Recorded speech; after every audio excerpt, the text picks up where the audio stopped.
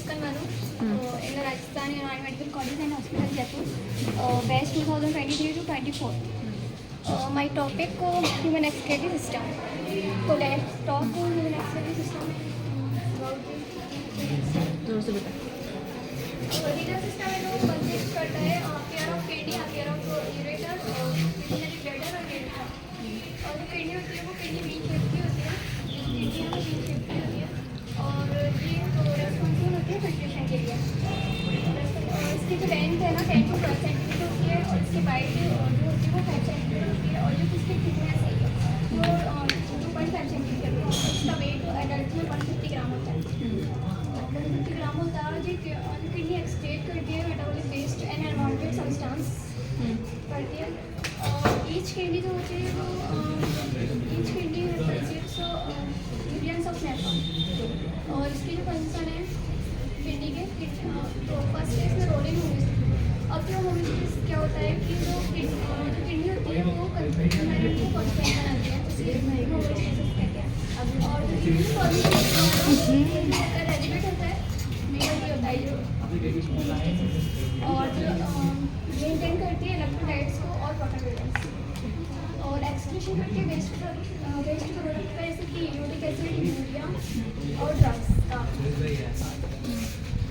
इसका फिर इसके बाद नेफ्रॉन की बात करेंगे कि नेफ्रॉन होता क्या है. इसमें नेफ्रॉन का क्या है इसमें तो जो नेफ्रॉन होता है नेफ्रॉन जो होता है ना ये किडनी की स्ट्रक्चरल एंड फंक्शनल यूनिट है और ये जो इसकी ईच किडनी होती है नेफ्रॉन्स 1 to 1.3 मिलियन कंसिस्ट करती है. इसके अगर नेफ्रॉन की डिफरेंट पार्ट्स की बात की जाए तो इसमें फर्स्ट आता है बोवेन कैप्सूल जो कि बोवेन कैप्सूल ये होता है और प्रोसेस होता है और फिर यहाँ जो डिसेंडिंग है मतलब ग्रुप ऑफ फैमिली आते हैं और ग्रुप ऑफ फैमिली पर फिर टीसीटी लेके कलेक्टिंग ओपन पहले मोमेंट कैप्सूल के बारे में बात करते हैं. इनके हेड जो होता है वो इनिशियली डाइजेट पार्ट है.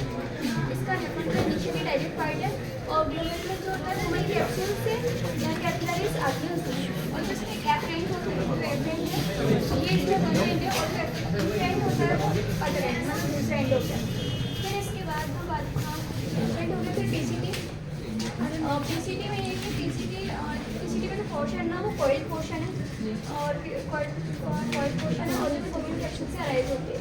कोविड कैप्सूल से अराइज होती है और इसकी जो पीसीटी की जो लेंथ होती है वो 14 mm होती है और ये ना ग्लूको फैमिली के साथ ही इसके साथ ही कंटिन्यू होती है. फिर ग्लूको फैमिली में भी उसके भी थी या वो पट्टी होती है और जो नीचे सेंटीमीटर आती है वो थिन हो जाती है.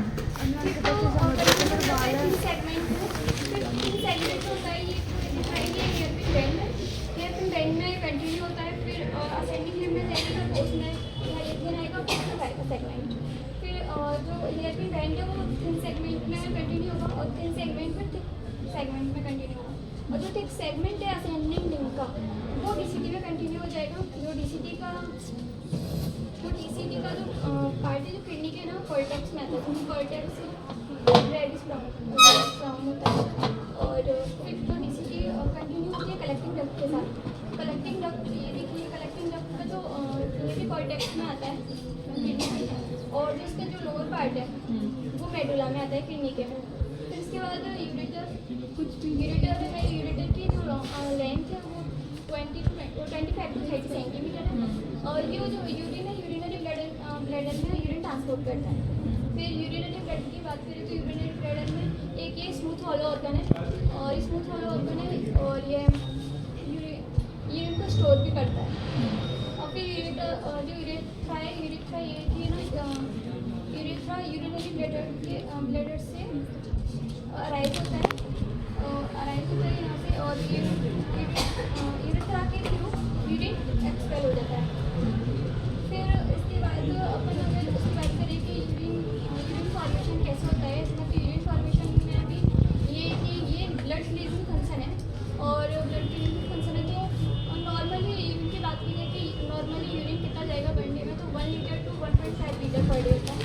फिर इसके 3 पॉइंट है प्रोसेस है इसकी. फिर ग्लोमेरुलस फिल्ट्रेशन और ट्यूबुलर डीअब्रेशन ट्यूबुलर सीक्रेशन. फिर इसमें ग्लोमेरुलस फिल्ट्रेशन की बात की जाए तो इसमें ये ना प्लाज्मा प्रोटीन होता है. प्लाज्मा तो फिल्टर हो जाता है क्योंकि वो स्मॉल पार्टिकल्स होते हैं और जो प्रोटीन होता है वो लार्ज पार्टिकल्स होता है